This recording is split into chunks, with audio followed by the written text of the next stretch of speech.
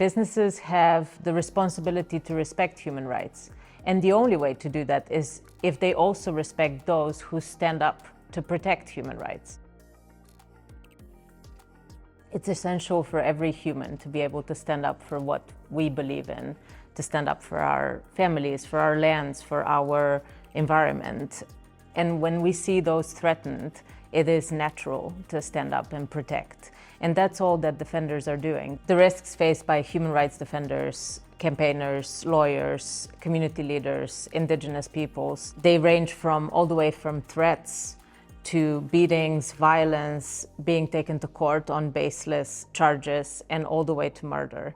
And that happens globally and is related to all business sectors. We have collected over 5,800 attacks against human rights defenders raising serious concerns about irresponsible business.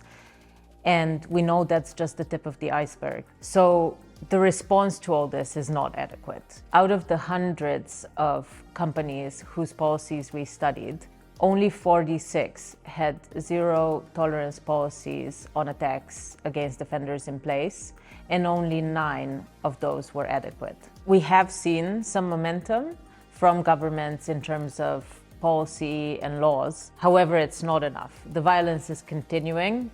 And that's why with partners and allies, we want to put even more energy and emphasis into this area. There's solidarity, trust, and strength in networks. And that's why in this work, we primarily work through coalitions.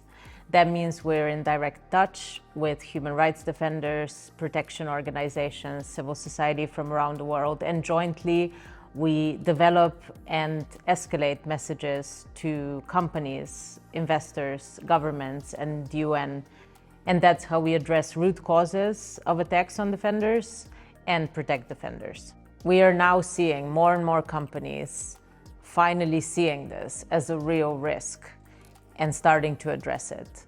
But we need to see more, and now is the time to act. When you engage early, and when you engage consistently, you know your risks, you know what is happening. Engagement with human rights defenders, protection of human rights defenders is ultimately good business.